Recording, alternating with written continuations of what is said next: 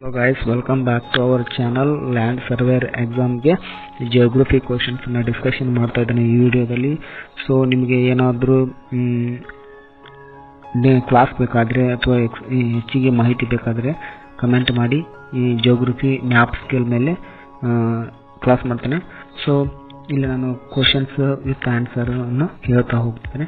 First question, which type of map shows a smaller area with more detail? ಅಂದರೆ ಕೆಳಗೆ ಕೊಟ್ಟಿರ್ತಕ್ಕಂಥ ಆಪ್ಷನ್ಗಳಲ್ಲಿ small area with more explanation ಕೊಡುವಂಥ map ಯಾವುದು ಅಂತ ಕೇಳಿದ್ದಾರೆ. Options small scale map, large scale map, political map, thematic map ಅಂತಿದೆ. So the option D is the right answer, large scale map. And the second question, what is the scale ratio typically used for small scale map? ಅಂದರೆ small scale map the ratio ಕೇಳಿದ್ದಾರೆ.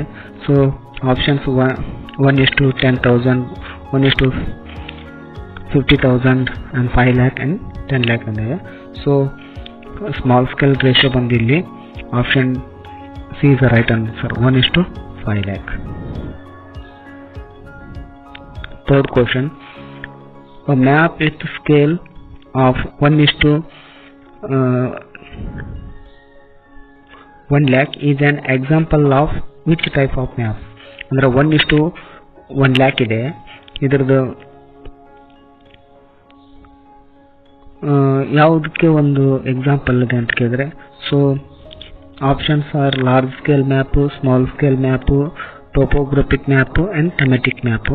So option D is the right answer, small scale map. And fourth question, which type of map would be most suitable for detailed street navigation? ಕೆಳಗೆ ಯಾವ map street navigation ಮಾಡಲಿಕ್ಕೆ ಅಥವಾ ಅದಕ್ಕೆ ಯಾವ map ಒಂದು suitable ಅಂತ ಕೇಳಿದರೆ, small scale map, large scale map, physical map and political map. So the option D is the right answer, large scale map. And last question, a map showing an entire continent is the most likely. So options are large scale map, small scale map, thematic map and topographic map. So the option B is the right answer, small scale map. So if you like this video, please subscribe my channel.